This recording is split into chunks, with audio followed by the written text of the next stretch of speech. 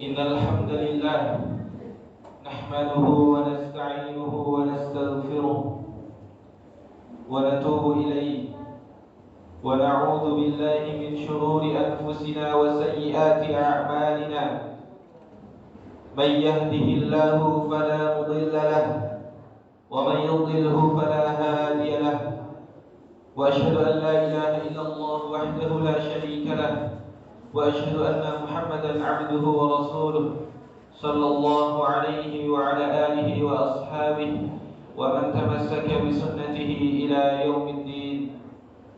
أوصي نفسي وإياكم بتقوى الله كما قال تعالى في كتابه الكريم: يا أيها الذين آمنوا اتقوا الله حق تقاته ولا تموتن إلا وأنتم مسلمون. يا أيها الناس اتقوا ربكم الذي خلقكم من نفس واحدة وخلق منها زوجها وبث منهما رجالا كثيرا ونساء، واتقوا الله الذي تساءلون به والأرحام إن الله كان عليكم رقيبا. يا أيها الذين آمنوا اتقوا الله وقولوا قولا سديدا يصلح لكم أعمالكم ويغفر لكم ذنوبكم، ومن يطع الله ورسوله فقد فاز فوزا عظيما. أما بعد، فإن أصدق الحديث كتاب الله، وخير الهدي هدي محمد صلى الله عليه وسلم، وشر الأمور محدثاتها، فإن كل محدثة بدعة وكل بدعة ضلالة وكل ضلالة في النار. Masyarul muslimin, sidang Jumat rahimani wa rahimakumullah. Pertama dan yang paling utama, khatib berwasiat kepada diri khatib pribadi dan kepada para jemaah sekalian untuk senantiasa meningkatkan ketakwaan kepada Allah Subhanahu wa taala. Karena dengan takwa kita dapat mendapatkan ridhonya, karena hanya dengan takwa kita akan bisa selamat di akhirat nanti. Takwa adalah menjalankan apa saja yang diperintahkan oleh Allah Subhanahu wa taala dengan segenap kemampuan kita dan menjauhi segala yang dilarang oleh Allah dan Rasulnya sallallahu alaihi wasallam. Kemudian hendaknya kita selalu senantiasa bersyukur kepada Allah Subhanahu wa taala atas limpahan karunia dan nikmat-Nya kepada kita semua.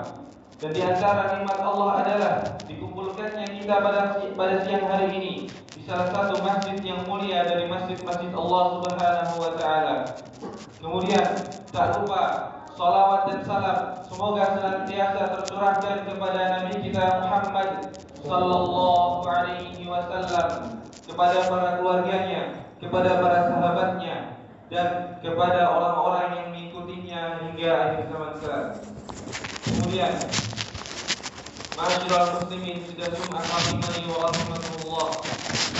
Rasulullah sallallahu alaihi wasallam bersabda tentang sebuah hadis yang menjelaskan suatu kejadian nanti pada hari kiamat, yaitu ketika kita dikumpulkan di padang mahsyar, yang pada hari itu didekatkan matahari dalam jarak 1 mil. Rasulullah sallallahu alaihi wasallam bersabda, ada di antara orang-orang yang beriman pada keadaan tersebut akan mendapatkan naungan dari Allah Subhanahu wa taala. Dalam hadis yang pertama adalah al-imamul adil, seorang imam yang adil. Kemudian yang kedua, wasyabun nasya'a bi ibadatillah, seorang pemuda yang tumbuh dalam ketaatan kepada Allah Subhanahu wa taala. Wa rajulun qalbuhu mu'allakun fil masajidi, dan seorang pemuda yang hatinya terikat dengan masjid.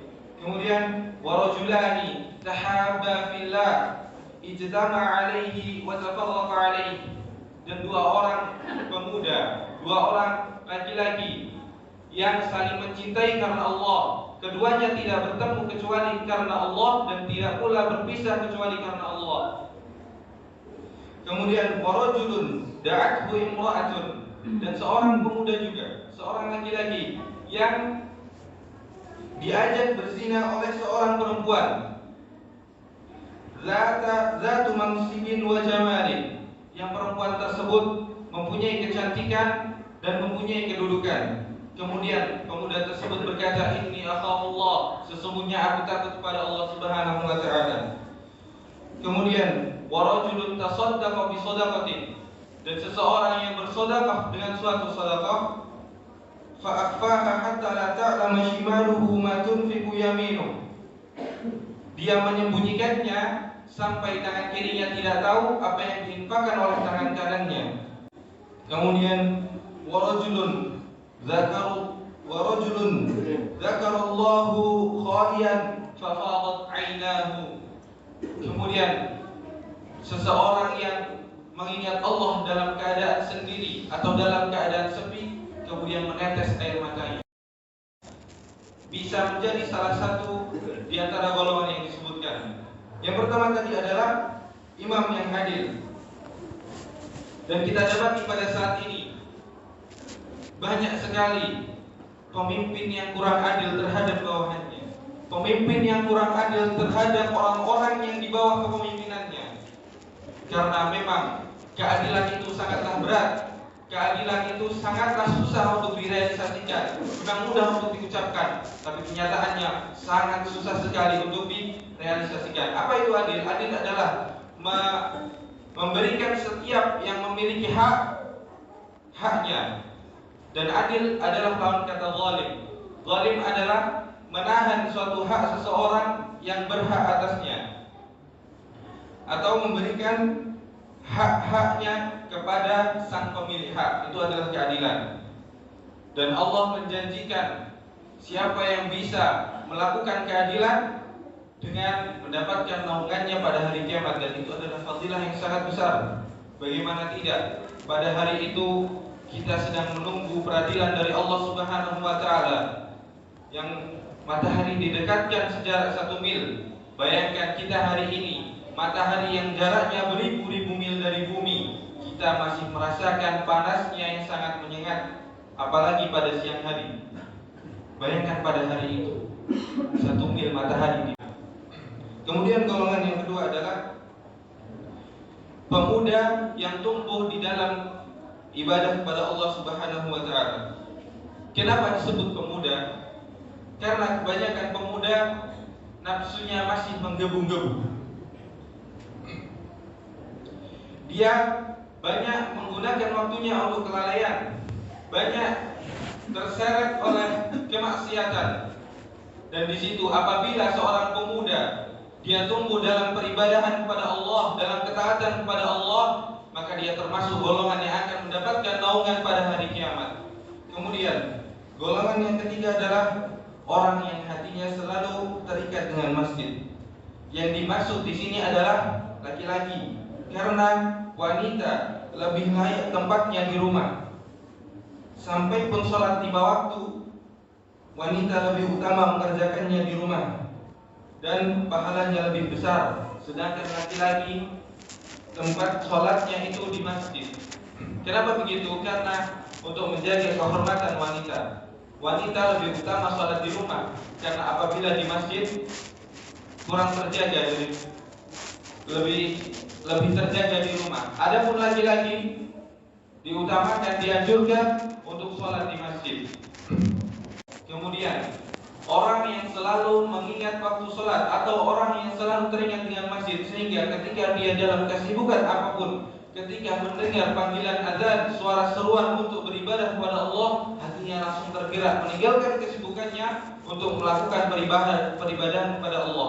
Nah, orang-orang tersebut dijanjikan oleh Allah Subhanahu wa taala apa tadi? Akan mendapatkan naungan pada hari kiamat, yaitu pada hari ditempatkan manusia di padang mahsyar. Kemudian golongan yang keempat adalah dua orang yang saling mencintai di jalan Allah. Keduanya berkumpul karenanya dan berpisah karenanya. Yang dimaksud adalah mereka yang berteman karena Allah, sehingga teman yang dipilih adalah karena tertarik pada kesolihan, bukan tertarik pada dunia dan harta. Pertemanan tersebut dibangun di atas iman sampai maut menjemput. Mereka tidak bertemu kecuali mendiskusikan sesuatu yang bermanfaat. misal bertanya suatu ilmu yang tidak diketahui, dan mereka tidak berpisah kecuali untuk hal yang bermanfaat pula. Itu adalah golongan keempat yang dijanjikan oleh Allah akan mendapatkan naungannya pada hari kiamat. Kemudian golongan yang kelima adalah seorang laki-laki yang diajak berzina oleh seorang wanita. Wanita tersebut mempunyai kedudukan dan cantik dan mempunyai kedudukan. Kemudian laki-laki yang diajak berzina tersebut berkata, sesungguhnya aku takut kepada Allah, dan meninggalkan wanita tersebut. Orang yang seperti ini adalah golongan kelima yang dijanjikan oleh Allah Subhanahu wa taala akan mendapatkan naungannya pada hari kiamat. Ma'asyiral muslimin rahimani wa rahimakumullah. Hadis ini mengisyaratkan tentang kisah Nabi Yusuf alaihi salam dengan permaisuri raja Mesir yang menggodanya. Kalau tidak dengan pertolongan Allah dan perlindungan Allah, tentu Nabi Yusuf bisa saja terjerumus dalam zina. Maka kita bisa selamat dari maksiat hanya dengan pertolongan Allah Subhanahu wa taala. Ingatlah kalimat la haula wala quwwata illa billah. Tiada daya dan upaya kecuali dengan pertolongan Allah Subhanahu wa taala. Kemudian golongan yang keenam yang akan mendapatkan naungan Allah Subhanahu wa taala adalah wa rajulun tasaddaqa bi shadaqatin fa akhfaha hatta la ta'lama shimaluhu ma tunfiqu yaminuhu. Yaitu seorang yang bersedekah dan kemudian dia menyembunyikan sedekahnya sampai-sampai diibaratkan tangan kirinya tidak mengetahui apa yang diberikan oleh tangan kanannya. Sampai-sampai tangan kirinya tidak mengetahui apa yang diinfakkan tangan kanannya. Ini menunjukkan betapa ikhlasnya orang yang bersedekah tersebut, dan orang yang ikhlas tersebut akan dijanjikan oleh Allah Subhanahu wa taala mendapatkan naungannya pada hari kiamat. Kemudian yang ketujuh adalah warajulun zakarallahu khaliyan fanadat 'ainahu. Seseorang yang mengingat Allah dikala sendiri, dikala sepi, kemudian menetes air matanya. Maksudnya adalah orang yang rajin berzikir kepada Allah Subhanahu wa taala dengan benar-benar menghayati, hingga terkadang air matanya menetes ketika menyendiri karena takutnya kepada Allah, karena dia teringat betapa banyaknya maksiat yang telah dilakukan olehnya kepada Allah Subhanahu wa taala, dan itu dilakukan ketika dia sendiri, ketika tidak ada orang yang melihatnya, dan itu sangat berat bagi kita.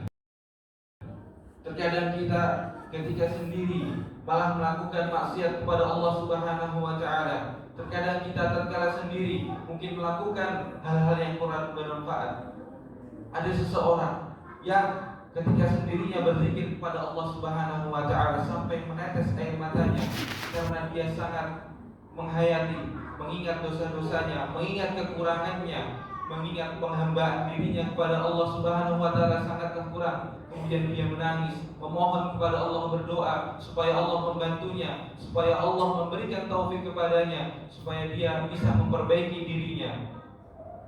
Itu adalah golongan ketujuh yang Allah janjikan akan mendapatkan naungan pada hari kiamat. Ma'asyiral muslimin rahimani wa rahimakumullah. Di antara 7 golongan tadi, coba kita renungkan, apakah diri kita termasuk salah satu golongan yang disebutkan tadi ataukah belum? Sekarang, saat ini Allah Subhanahu wa taala masih memberikan nikmat kepada kita, masih memberikan kesehatan kepada kita, masih memberikan waktu untuk kita hidup di dunia. Maka manfaatkanlah waktu ini untuk memperbaiki diri kita. Karena apabila nyawa sudah ada di kerongkongan, Allah sudah cabut nyawa kita, maka pintu taubat tertutup bagi kita. Adapun sekarang, ketika kita masih hidup, masih terbuka lebar pintu taubat untuk kita, masih ada waktu kita memperbaiki diri kita. Maka jika bukan sekarang, kapan lagi kita akan memperbaiki diri kita? Kembalikan. Ma'asyiral muslimin rahimani wa rahimakumullah. Semoga kita menjadi salah satu orang yang